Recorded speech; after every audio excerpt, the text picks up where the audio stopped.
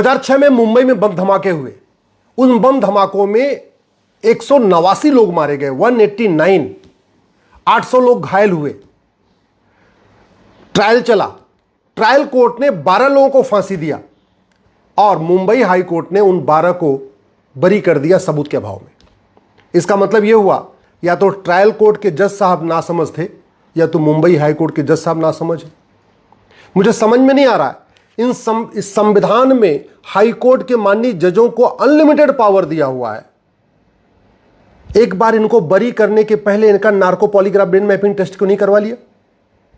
इतनी संविधान ने शक्ति दिया है हाई कोर्ट के माननीय जजेस को कि वो कह सकते हैं कि मैं इन 12 आरोपियों का narco polygraph brain mapping test अपने सामने कराना चाहता हूं।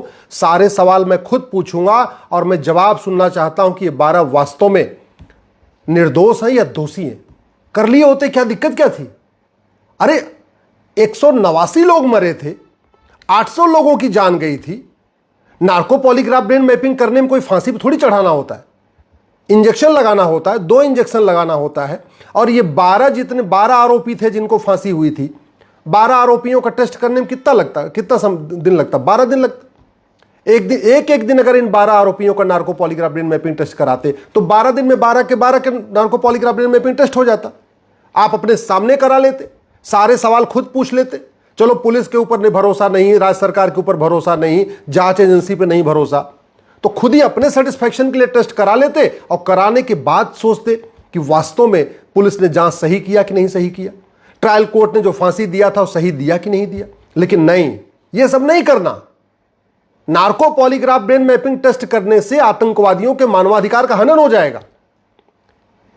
Narco polygraph brain mapping test करने से जिन 12 जिहादियों ने बम धमाके किए, 7 बम धमाके किए थे जिसमें 800 लोग घायल हुए, 189 लोग मारे गए, उनका ह्यूमन राइट वायलेट हो जाएगा।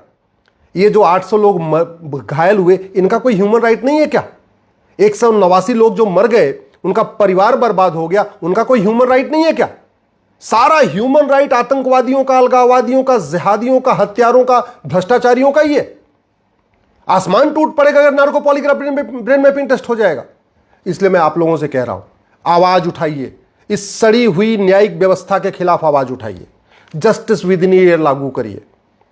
और मैं गारंटी के साथ कहता हूं 6 महीने के अंदर मुकदमों का फैसला होना शुरू हो जाएगा यदि police charter, judicial charter, administrative charter, citizen charter लागू कर दिया जाए, झूठ को गंभीर अपराध घोषित कर दिया जाए और झूठ पकड़ने के लिए नार्को पॉलीग्राफ ब्रेन मैपिंग कानून बना दिया जाए। ये जो 1984 में सिखों का नरसंहार जिन लोगों ने किया था, 2025 में भी ट्रायल चल रहा है, 41 साल बीत चुके हैं, अभी भी ट्रायल चल रहा है, जिरा हो रही है, बयान हो रहे हैं। क्यों? क्योंकि न्यायिक व्यवस्था सड़ चुकी है, कानून महाघटिया है।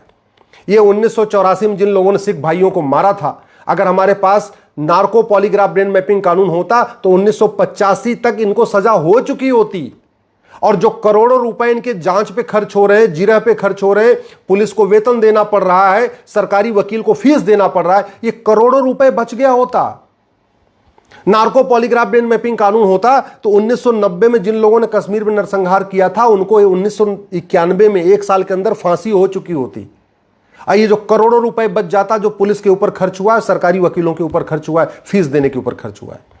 1990 में एक आतंकवादी ने 4 हमारे सेना के जवानों को मारा था, टीबी पे एडमिट किया, हमने मारा था, बाद में प्रधानमंत्री से भी आके मिला था, एक समय मनमोहन सिंह जी से भी आके मिला था।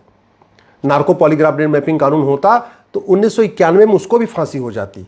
और जो उसको आज बिरयानी खिलाने पे पिछले 35 साल में करोड़ों रुपए खर्च हो गए हैं, सरकारी वकील के ऊपर करोड़ों रुपए खर्च हो रहे हैं, ये नहीं होते।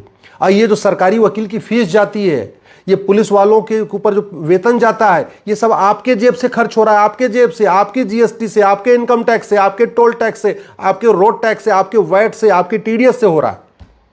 फिर भी आप शांत बैठे हुए, फिर भी इस सड़ी हुई न्यायिक व्यवस्था के खिलाफ आवाज नहीं उठा रहे।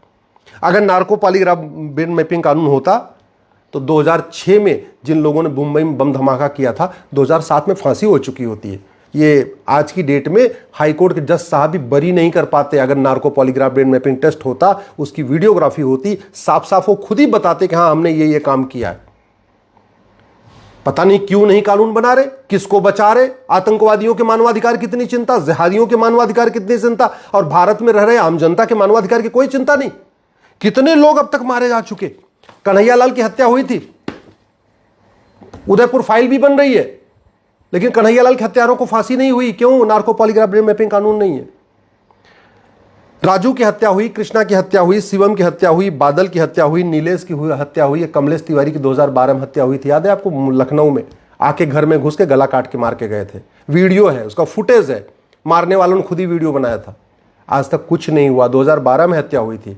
झूठ बोलना गंभीर अपराध होता, नार्को पॉलीग्राफ ब्रेन मैपिंग कानून होता, police reform, judicial reform, administrative reform किया होता, तो आज तक इन कमलेश तिवारी के हत्यारों को भी फांसी हो गई होती, और ये कृष्णा, शिवम, बादल, नीलेश के हत्यारों को भी फांसी हो गई होती। गंगाराम, डॉक्टर नारंग, रतनलाल, अभिजीत, रामलिंगम, रिंकू शर्मा, ध्रुव त्यागी, चंदन गुप्ता बेचारा तिरंगा यात्रा निकाला था, तिरंगा यात्रा में उसको गोली मार दिया, भीड़ के सामने गोली मारा। अभी केवल गवाहों के बयान हो रहे हैं, अभी केवल जिरा हो रही है, अभी पूछताछ हो रही है। हट, सड़ी हुई कानून व्यवस्था। क्यों नहीं इसके ऊपर आप लोग बोलते? क्यों नहीं कहते भैया पुलिस रिफॉर्म करो, जुडिशियल रिफॉर्म करो, एडमिनिस्ट्रेटिव रिफॉर्म करो, झूठ को गंभीर अपराध घोषित करो? क्यों नहीं कहते नार्को पॉलीग्राफ ब्रेन मैपिंग कानून बनाओ?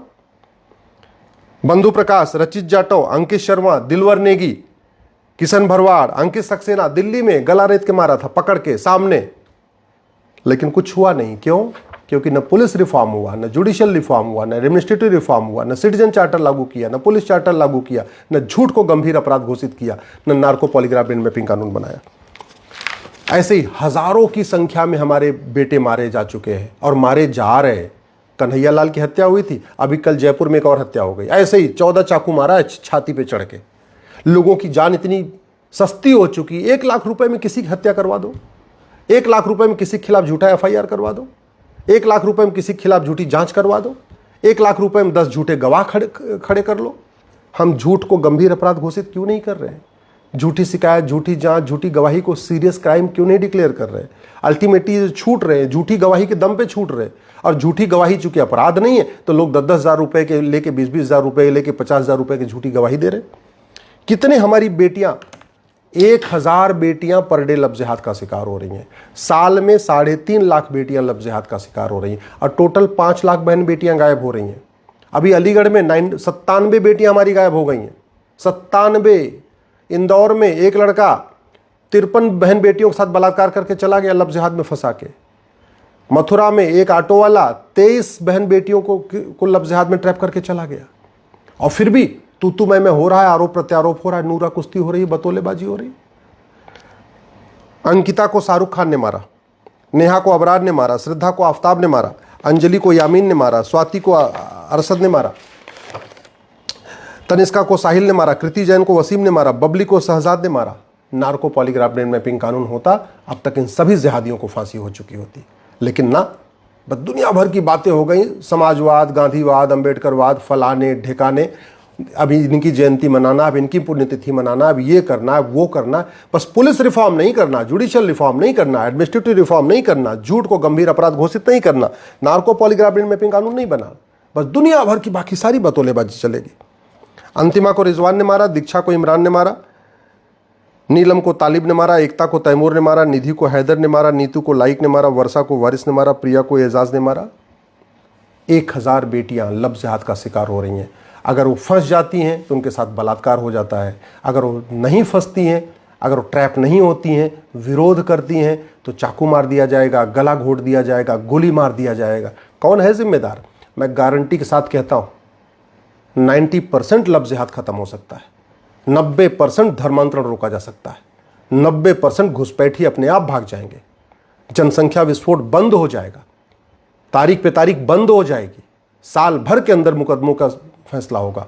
बस police charter, judicial charter, administrative charter, citizen charter लागू करना होगा, झूठ को गंभीर अपराध घोषित करना होगा, झूठ पकड़ने के लिए नार्को पॉलीग्राफ ब्रेन मैपिंग कानून बनाना होगा। इतना काम करना है और इसकी कोई लागत नहीं, बिना कुछ पैसा खर्च किए केवल कानूनों को बदल के भारत को सुरक्षित बनाया जा सकता है। नेहा को आसिफ ने मारा, शिवानी को आरिफ ने मारा, नैना को शेर खान ने मारा, सोनम को अंसारी ने मारा, प्रिया को शमशाद ने मारा, निशा को लुकमान ने मारा, सीमा को नदीम ने मारा, खुशी को अशरफ ने मारा, एकता को साकिब मारा, मानसी को मुजम्मिल ने मारा, निकिता को तौसीफ ने मारा, चैनिका को रफ़ीक ने मारा, हिना को अदनान ने मारा।